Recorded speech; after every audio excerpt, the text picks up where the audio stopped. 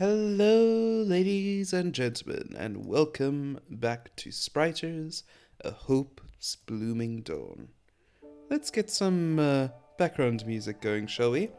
As I walk you through what I've been busy with since the last time we met. Well, guys, last time I do believe we were working on. What was it? No, don't worry, I remember. It was the plugin that allows me to show the HUD for both the player and for the party. Now, I did get a comment by a comedian that said it would be better to be in the lower left corner. What do you guys think of that? Do you think it should be in the lower left corner? Currently I've got it in the upper right, but if you want the HUD to be moved down to the lower left, it is a simple matter of me changing its X and Y position. So it will not be a difficult change to implement at all, and one that I'm very willing to do should you guys want that to be the case. So let me know. At the moment I will, because I've had a comment to do that, but if enough people say no, I want to get the average opinion from everybody.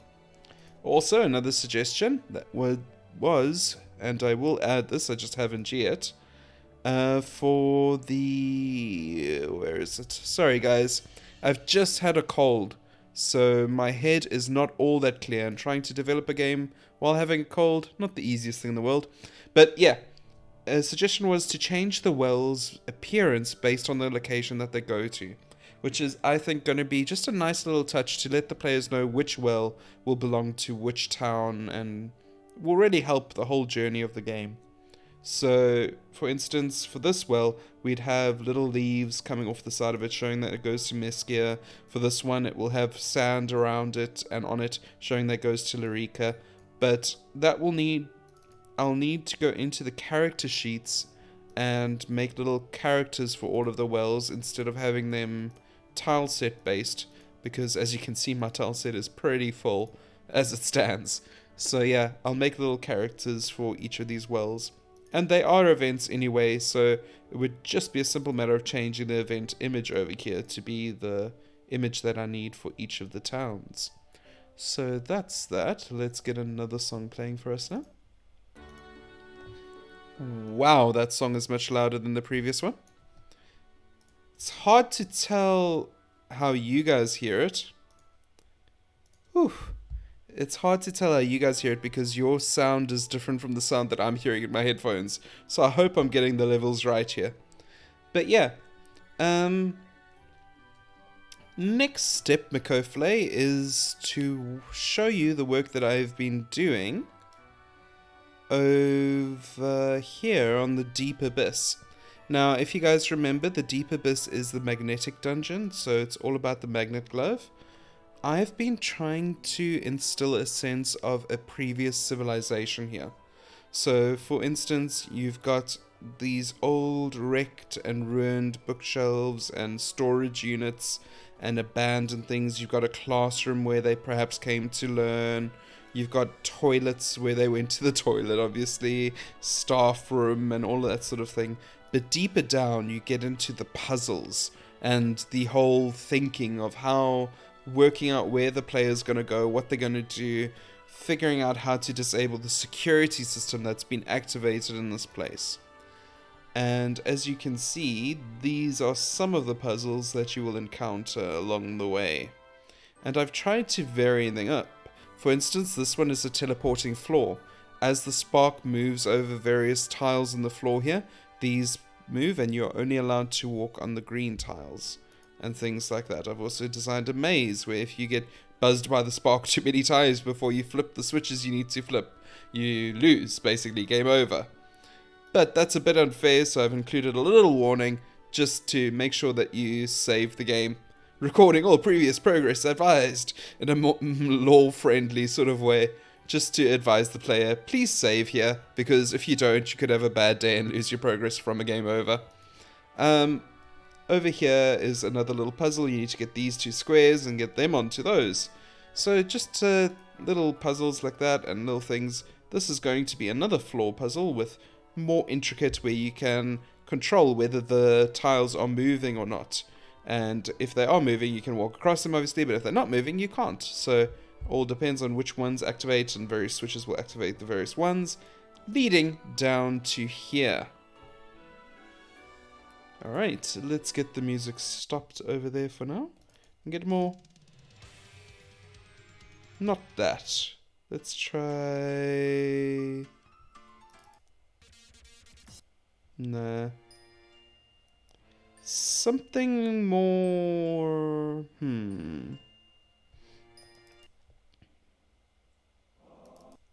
More like this. Alright. So... Over here is right at the bottom of the deep abyss, where if I come up here and zoom out to show you, not on this one, on this one, is a giant hole in the ground. And the further you go into this laboratory, things start being quite strange and not quite all right. Especially when you start getting into the deeper floors, where you start seeing animals floating in test tubes. And right at the bottom, you are going to see this. And this will have 4 different pantomimes, and one main boss in the middle, being infused by the essence of all the other pantomimes, through some twisted technology. And your goal, of course, is to stop him.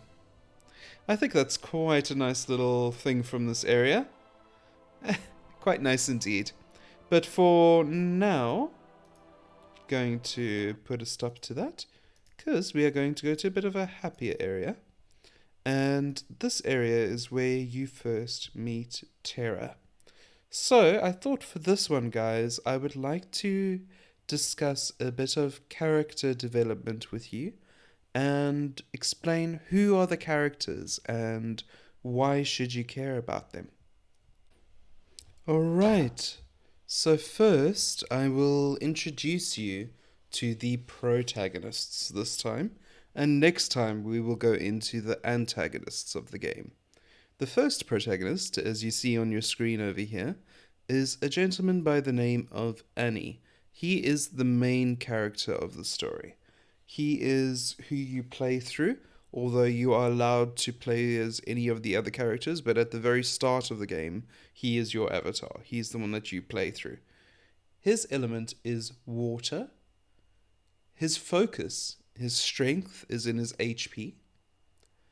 His weapon is a sword, and as you can see next to him, he has a sword sprite next to him over here. His sword sprite's name is Mix.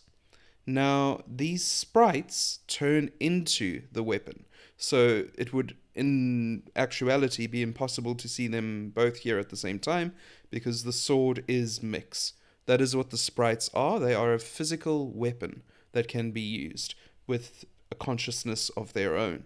When they are using SP abilities, they go into their sprite form like this. When they are using ordinary abilities, they are like this, when they're being used as the weapon itself. So those are the 2 aspects of the sprite. Now, a little bit more about Annie himself. Well, I can't go too in depth on that, because you explore and find out a lot about him as the story progresses, and that's a lot of the fun of the game, because at the beginning he is your stereotypical amnesiac protagonist. And no, I don't believe that trope is overworn. I do believe there is still room for it, because it really allows the player to learn a lot about the world without being dragged too much out of the world by a lot of unnecessary exposition. It makes sense that Annie should have these things explained to him because he's new to the world. So, in a sense that he's lost his memories of his previous life, and they come back before too long into the game, so it doesn't overstay its welcome. Alright, so moving right along to our next character that I can talk a bit more about. This gentleman over here goes by the name of Blaze. He is an axe spriter, and his sprite over here is Pyre. Once again, Pyre is both the sprite and the axe, so you wouldn't be able to see them both together. I won't say that every time, but just making it clear for the first 2. And his element is fire. His focus is attack.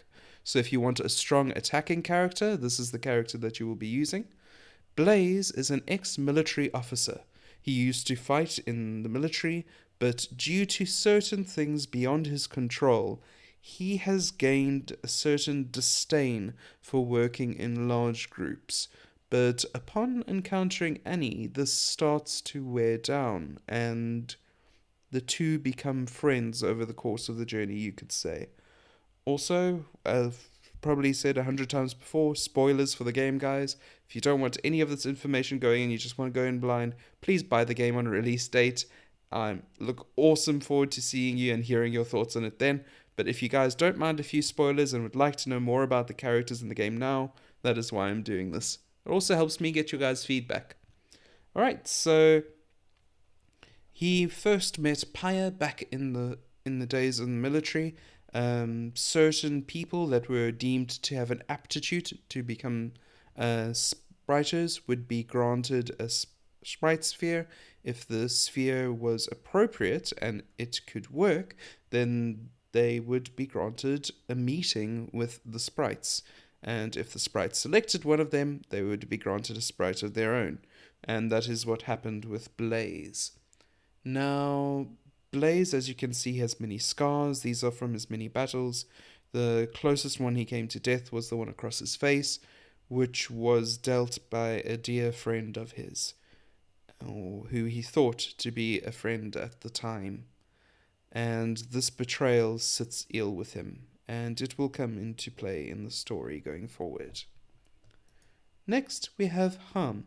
Now, these characters, I'm showing you them in no particular order, just the order that they happen to open in when I open their picture files. But this is Han. Alright, Han is a Knuckles spriter. So as you see over here, the Knuckles, his element is physical. His sprite over here, his name is 10, and his focus is skill. Now, as I'm sure you can see by the way they look, they are martial artists, and they come from a long line and a long tribe that would go out into the world in their late 20s and seek the greatest possible challenge. They need to be back in their homeland by the time that they are 30, and the one that has achieved the greatest martial triumph is made a leader at that time. So the leader will then rule for another period of 10 years, and whoever else comes back after that 10 years will be designated the next leader if they have the highest martial skill. Now, that doesn't quite line up with generations, you're saying, because what if somebody is 25 and they come back 5 years in to the other leader's reign? Well, how that works is if their feat is greater than the current leader's, they supplant them and become leader. If not, then the current leader maintains his position. Always, whoever has the greatest martial feat is the leader of the clan. So Han's goal is to do the greatest martial feat he can possibly do, and upon seeing Annie in the group, he sees an opportunity for this. However, unlike most of his clan, Han is not power hungry. He doesn't seek the goal of becoming leader, he just wants to do it because he wants to challenge himself and become better. However, as well, Han also has a history, and that will be explored later. Moving on to Kirst. Kirst is a spear spriter. This is Z, her sprite, and her element is nature and her focus is agility. Kirst is a very, very odd duck. We do not learn much about her past for quite a while. When we first meet her, she is a dancer in Lurica, as you've seen if you have seen a few of my other videos, or a few of my other devlogs. You will have noticed that she is in the inn in Lurica, and she decides to join Annie, just saying that she needs to head south. Why she needs to head south, we don't know, and we don't find out until quite a bit later. So she is quite an enigma in herself, but she always has a bubbly personality, very fun-loving, typical JRPG dancer, very on the move and full of agility, which is why her stat is agility, and very lithe and vivacious, and there we go. Moving on to Keldin. Keldin is a book spriter. So his main weapon is a book. That may not sound very effective, except that it is a souped up book and that blades can come out of the edges of it. So it's an interesting weapon choice indeed, but it suits Calden, I believe, for the type of person he is. His sprite over here is Tia, and they are wind is their element, and his focus is SP. Now, Calden isn't native to the area in which the story takes place, which is the Southern Kingdom. Calden is actually a native of the Northern Kingdom, and through him, you get to find out a bit of the ideology and a bit of the thoughts that go on in the Northern tribes.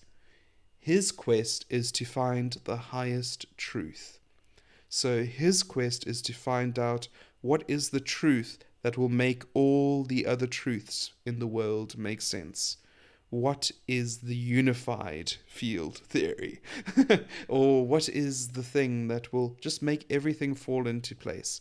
And as such, he is always seeking knowledge, always seeking lore and history and background, and he finds this sort of thing absolutely irresistible.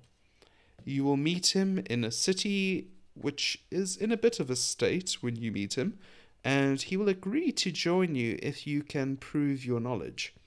If you cannot, he will join you later on only through extenuating circumstances. Alright, moving on to Kelri.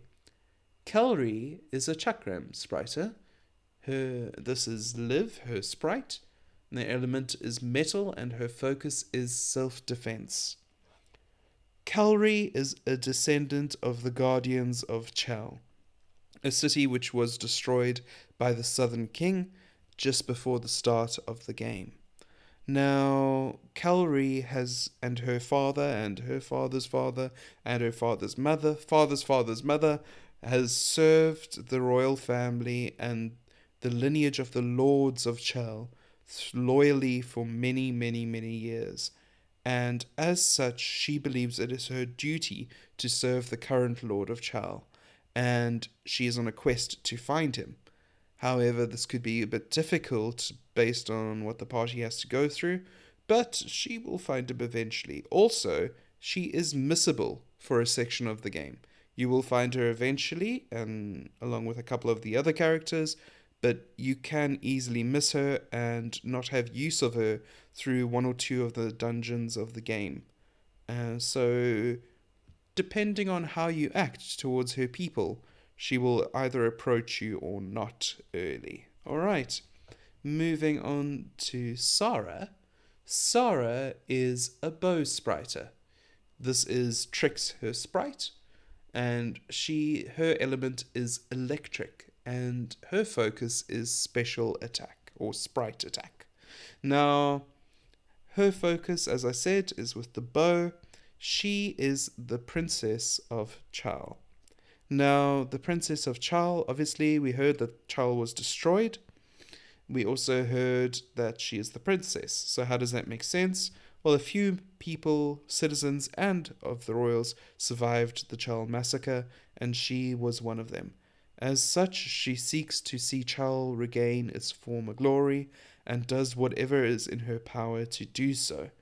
She is kind by nature, but is the typical pampered princess, in that she wants certain things to happen, and she wants them to happen now because she's used to having her instructions followed, but she soon realizes that this attitude will not get her anywhere in the world she now finds herself in, dispossessed of her home, her people, and she changes for the better, let's say.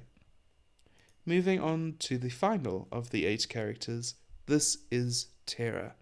Also, the only non-human character. She is a mace spriter, and this is Myra, her sprite. She is earth element and has defense as her focus. Now, Terra has an interesting backstory. Terra is a half-breed. She is half human and half Hayum.